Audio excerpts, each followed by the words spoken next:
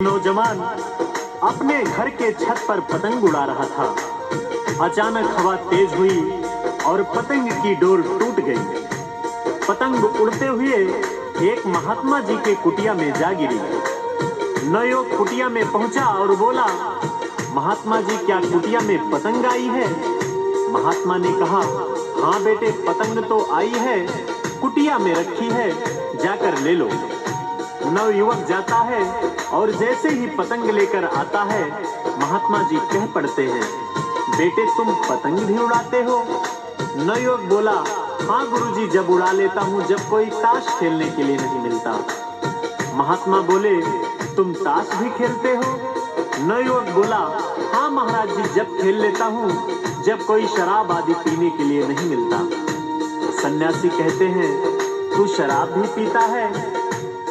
महाराज, जब कोई जुआ खेलने के लिए नहीं मिलता तब शराब भी पी लेता हूँ। नवयुवक ने अपने अनेकों दुर्गुण गिनाए। सन्यासी कहते हैं, अरे तुझे परमात्मा ने मानव चोला दिया है कुछ अच्छा करने के लिए, लेकिन तू है कि बुराइयों में फंसा है, तू मेरे पास बैठ। उस नवयुवक पे सन्यासी के बातों का असर हुआ और नौजवान सन्यासी के पास बैठ गया और धीरे धीरे कुछ ही दिनों में योग साधना सीख गया। इसको 4-6 महीना जब बीता तो कहता है, अरे स्वामी जी, मेरा परिवार भी है, मेरी माँ है, पिता है, भाई बहन है और मेरी पत्नी भी है।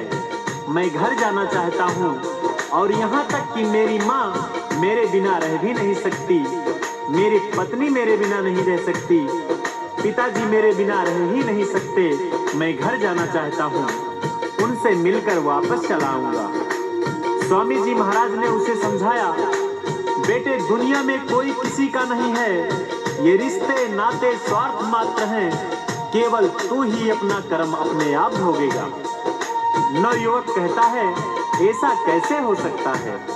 स्वामी जी महाराज कहते हैं, विश्वास नहीं तो परीक्षा करके देख ले। कहते हैं, तू अपने घर जा, अपने घर जाके लेट जाना और कह देना मेरी तबीयत कुछ ठीक नहीं है, और यहाँ तक कह देना मेरी तबीयत अगर ज्यादा बिगड़ जाए तो किसी डॉक्टर को मत बुलाना, मेरे गुरुजी को बुलाना जो पास की कुटिया में रहते हैं, मैं आऊंगा और सिद्ध करके दिखा दूंगा। नवयुवक ऐसा ही करता है, घर जाता है, माँ बहुत खुश होती है, पत्नी बहुत खुश होती है, पति आया है। माँ कहती है, बेटा भूखा होगा, रोटी खा ले। कहता है, माँ मेरी तबीयत कुछ ठीक नहीं है, मैं सोने जा रहा हूँ और अगर मेरी तबीयत ज्यादा बिगड़ जाए तो किसी डॉक्टर को मत बुलाना, यहीं पास की कुटिया में मेरे गुरुजी रहते हैं, उन्हें बुला लेना। नवयुवक जाके लेटता है, उसे प्राणायाम आता ही था, श्वास खींच लेता है। थोड़ी देर बाद पत्नी जाती है पति को बुलाने के लिए, देखती है कि पति सोया है तो हाथ पकड़कर उठाती है और जगाने लगती है। पत्नी जैसे ही हाथ छोड़ती है, हाथ झूल जाता है। पत्नी गर्दन इधर उधर करके बुलाती है, गर्दन भी झूल जाती है। पत्नी जोर जोर से चिल्लाती है, अरे माँ देखो इनको क्या हो गया। माँ आती है, पिता आता है, भाई बहन आते हैं, देखते हैं अब प्राण नहीं रहा। सभी लोग रोते हैं, चिल्लाते हैं और शव को दफनाने की तैयारी करने लगते हैं। इतने में माँ को ख्याल आता है कि बेटे ने कहा था कि अगर मेरी तकलीफ ज्यादा बढ़े तो पास में मेरे गुरुजी हैं, उनको बुला भेजना। माँ ने वैसा ही किया। गुरुजी आते हैं और कहते हैं, इनके प्राण अभी भी बचाए जा सकते हैं, लेकिन उसके लिए आप लोगों को एक काम करना है। सभी लोग बोल पड़ते हैं, बताइए क्या करना है। महात्मा जी कहते हैं, मेरे पास मंत्र की ऐसी पुड़िया है, अगर आप में से कोई उसे खा लेता है ये लड़का जिंदा हो जाएगा, लेकिन जो पुड़िया खाएगा उसकी मृत्यु हो जाएगी। सभी लोगों में सन्नाटा छा गया।